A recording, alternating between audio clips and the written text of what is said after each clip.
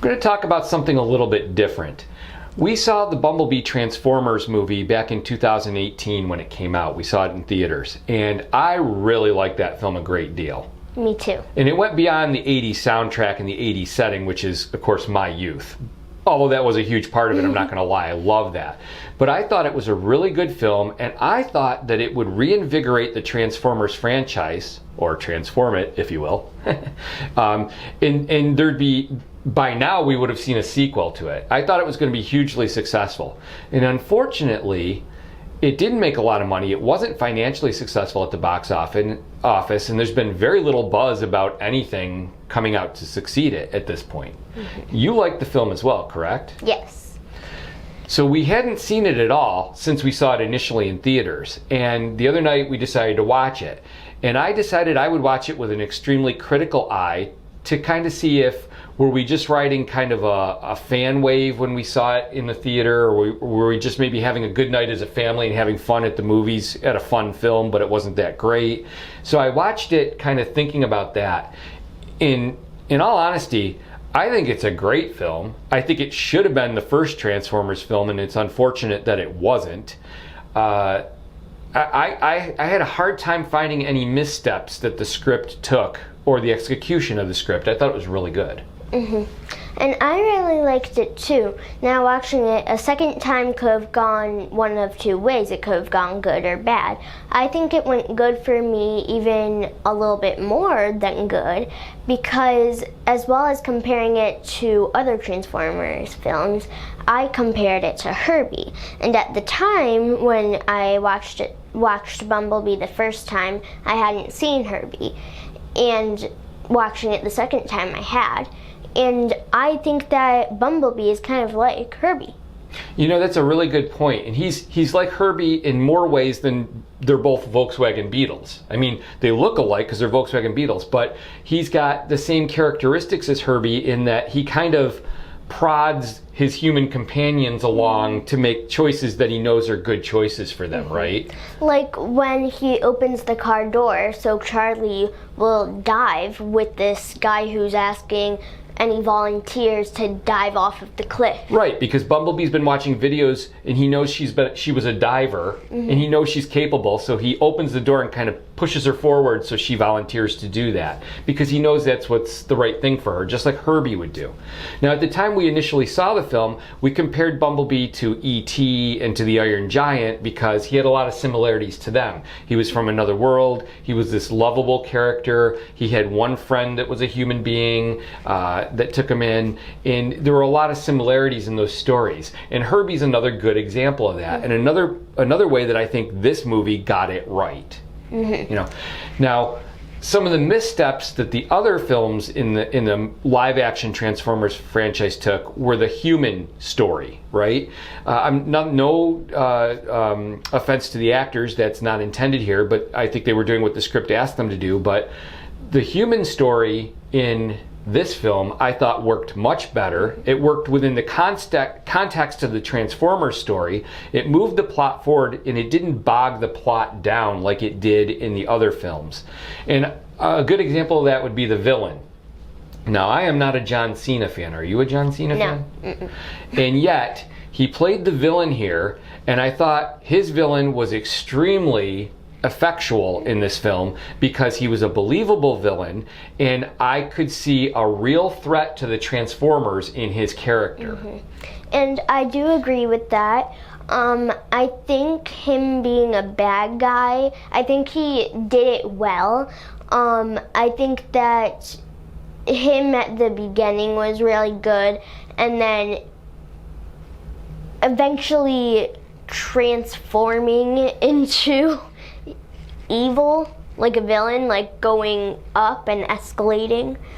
I really liked that. And then at the end, of course, he didn't escalate. He actually told Bumblebee and Charlie to go on. Yeah, he turned his thinking around, and he kind of became an ally to Bumblebee and Charlie. And I liked that. And his villain worked because he was a real character and a real villain with some funny moments, whereas in the original films, John Turturro's villain was so over the top. and he was chewing the scenery. I mean, he did everything just shy of twirling his mustache.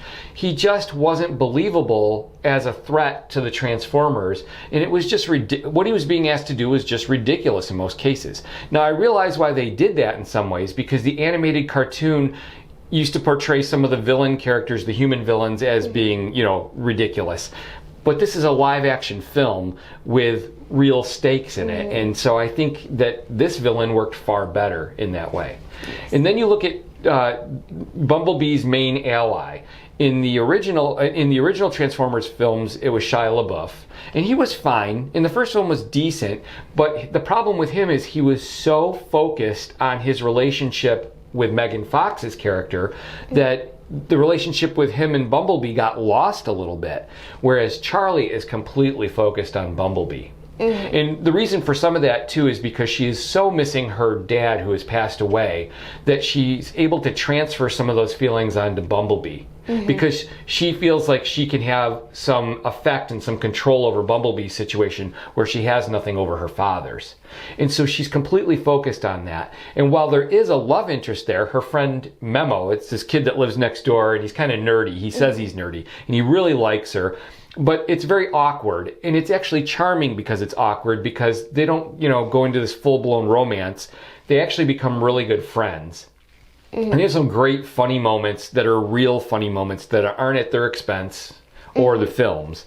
And it works, and the film doesn't get all caught up in this romance. Right. It's still telling the story of the Transformers and Charlie's story, which is more compelling.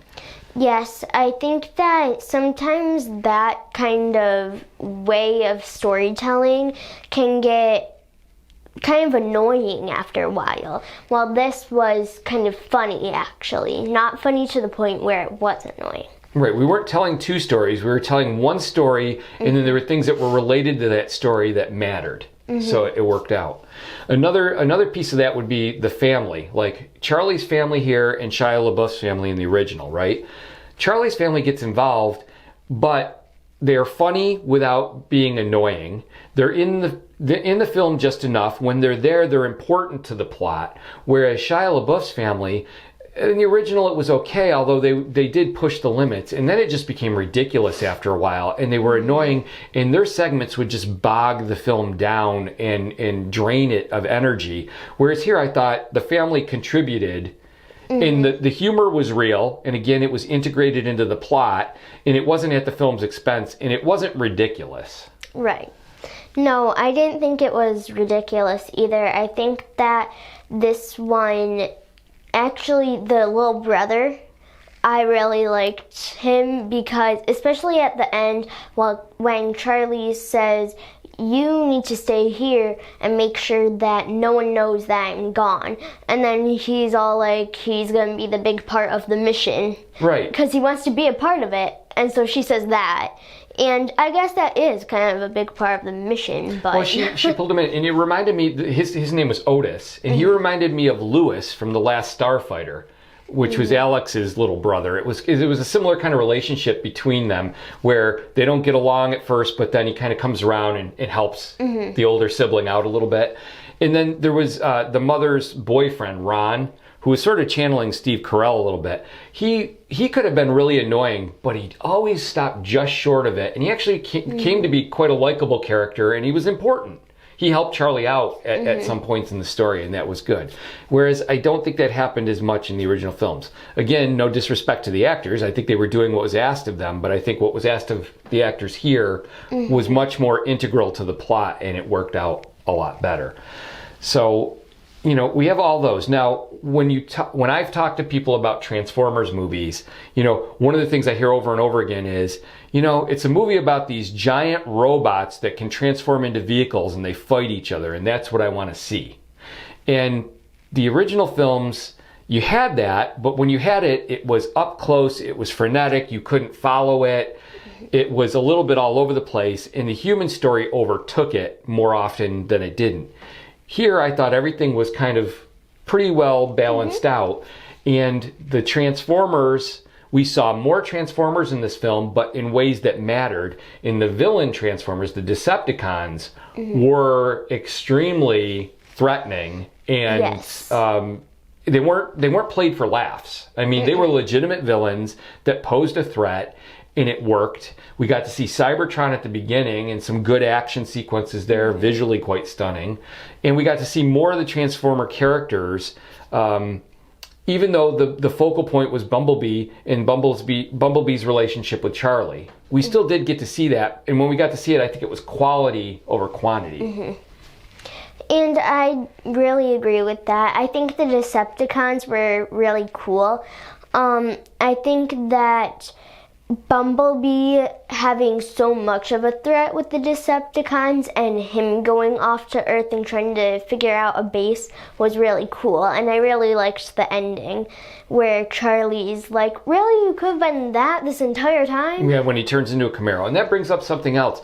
This one was much more true to the source material. In the source material, Bumblebee is a Volkswagen Beetle. When Michael Bay made his films, he was dealing basically with product placement. You know, GM had donated vehicles and he had to make the Transformers those vehicles. So Bumblebee went from his traditional Volkswagen Beetle to a Chevy Camaro, a modern one. And you know, it was cool. Don't get me wrong, he looked cool. But it really worked here because we were in the 80s and he starts out as this Volkswagen Beetle. At the end of the film, he does transform into a Camaro, although it's a Camaro of that vintage, of that era.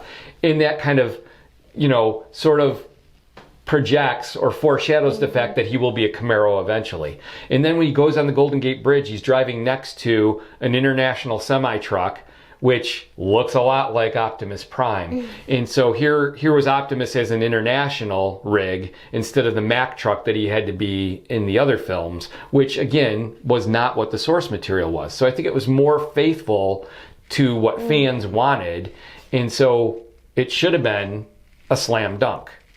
Why wasn't it? Why didn't this film succeed? And I feel like the script was good. I feel like the acting was good. I feel like they made the right choices. And the only thing I can really come up with is the fact that people had lost faith in the franchise and didn't come out to support the movie because the previous films had declined in quality as they went. And people were just tired of it and didn't feel like this film was going to do any better. Right. I think that you should always give a movie a different chance, especially if there's going to be something else, another movie like that. Maybe not a second chance if it's already gone by. Well, this film had a different director. You know, it came from a different source.